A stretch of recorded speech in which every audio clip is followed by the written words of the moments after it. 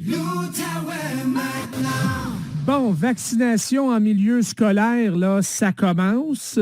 Et il y a des notes discordantes, faut le dire, dans la communauté scientifique. Ça explique peut-être pourquoi on n'a pas de nouvelles pour l'instant concernant la deuxième dose là, pour le groupe des 12-17 ans. Quelles sont les inquiétudes au juste? J'en parle cet après-midi avec le microbiologiste Patrick Filion. Il est professeur au Cégep de l'Outaouais. Salut Patrick. Salut LP. C'est important d'être transparent avec nos auditeurs, avec les parents qui nous écoutent notamment. Je lisais donc un article dans le Journal de Montréal aujourd'hui. Il y a quelques scientifiques québécois, dont le professeur honoraire de pharmacologie à l'Université de Montréal, Pierre Biron, qui disent que ça ne vaut pas vraiment la peine de vacciner les jeunes. Lui parle des jeunes de 10 à 19 ans, sauf pour ceux qui ont une condition médicale particulière. Lui, ce qu'il dit, c'est que le taux de manifestation clinique inhabituelle après le vaccin est plus élevé que le taux de mortalité lié à la COVID pour ces jeunes-là. Qu'est-ce que tu peux nous dire là-dessus, Patrick? Oui, donc tout ce que le docteur nous raconte là-dessus, bon, c'est vrai, c'est vérifié, puis on le savait déjà. Le groupe d'âge là, on va dire des moins de 18 ans, c'est pas un groupe qui est particulièrement affecté par la COVID, qui ne va pas à l'hôpital, puis tant mieux, là, va pas à l'hôpital, donc n'a pas de conséquences graves pour la plupart des cas. Puis on remarque, je pense que c'est une étude en Europe, entre autres, là, qui remarque des cas, par exemple, d'inflammation au niveau du myocarde, donc du muscle du cœur. Mais ces infections-là, mais inflammations-là sont somme toute bénignes, mais elles sont présentes.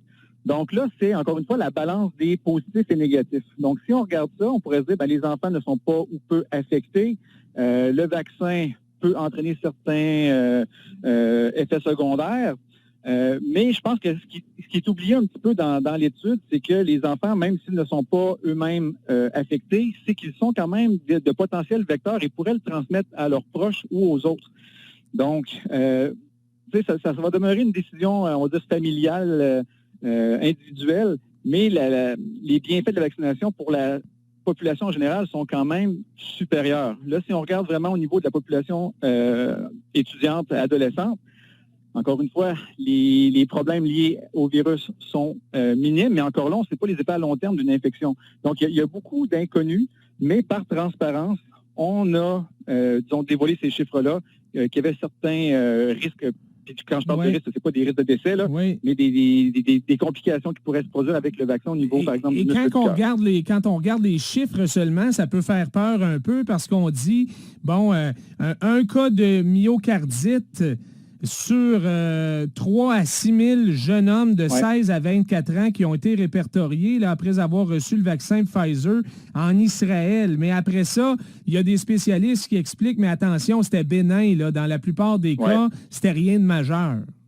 Non, c'est effectivement. Puis, c'est des vérifications qu'on a faites justement pour étudier les effets du vaccin. Donc, c'est peut-être des choses qui seraient passées, on va dire, inaperçues si des tests ou des suivis n'avaient pas été faits. Donc, c'est bien que l'on fasse ces tests-là. On veut s'assurer que les vaccins sont efficaces, sont sécuritaires aussi. Donc, on vérifie un petit peu tout.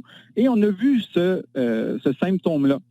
Symptôme qui n'aurait peut-être pas été, comme je le dis, détecté, parce que, somme toute, ça n'amène pas de problème pour les enfants comme tels. Parce que, bon, l'inflammation est quand même bénigne, mais elle est présente. Oui. Donc, encore une fois, on n'avait pas vu dans l'étude, hein, parce que je me rappelle, là, on s'en était parlé, Pfizer disait, notre vaccin pour les jeunes, là, je pense que c'était le groupe des 12-15 ans, est 100% efficace et 100% sécuritaire.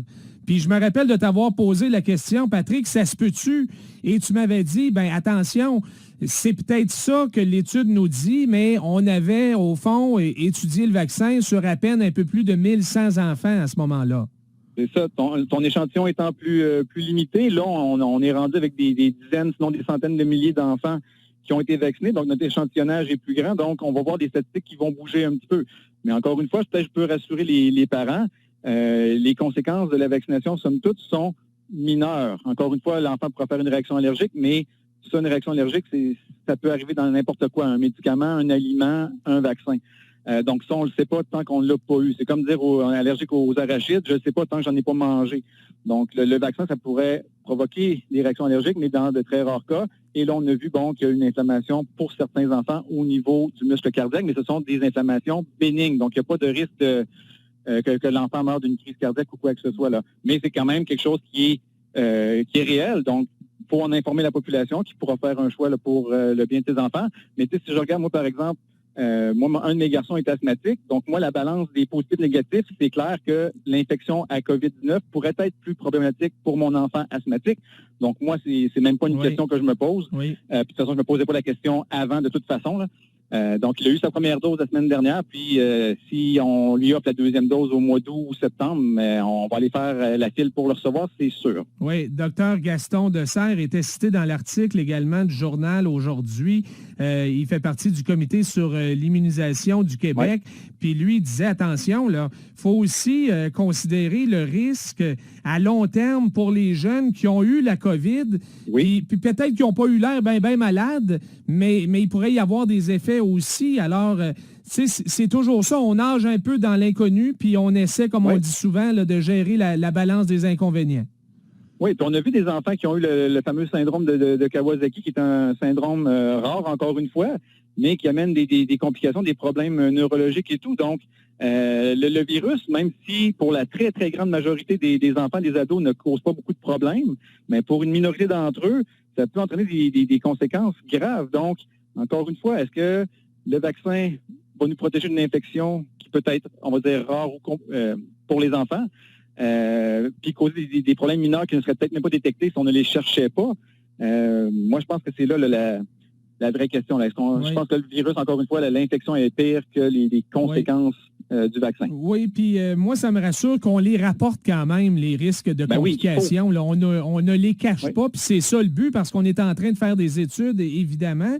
Et ce qu'on remarque d'ailleurs, c'est que la réponse immunitaire à la suite d'une dose est excellente chez les jeunes. Et ça, tu nous l'avais déjà expliqué. Ils ont un meilleur système immunitaire, donc ça réagit fort. Donc, il est possible qu'on la propose même pas, la deuxième dose, pour les 17 ans et moins au Québec. Oui, ça serait une possibilité. Déjà que les enfants, on le disait, donc répondent bien au vaccin, sont peu affectés par le virus. Donc, peut-être qu'une seule dose pourrait être suffisante. En tout cas, ça serait à vérifier. Mais c'est peut-être une option qu'on va considérer. Mais je crois que le vaccin, encore une fois, là, va aider beaucoup plus la population en général, même les enfants, que justement de s'en priver et de risquer qu'il y ait des infections, des variants et tout. Oui. Alors, tu le disais, à chaque parent de décider, mais je ne te sens pas ébranlé par cet article-là aujourd'hui, Patrick.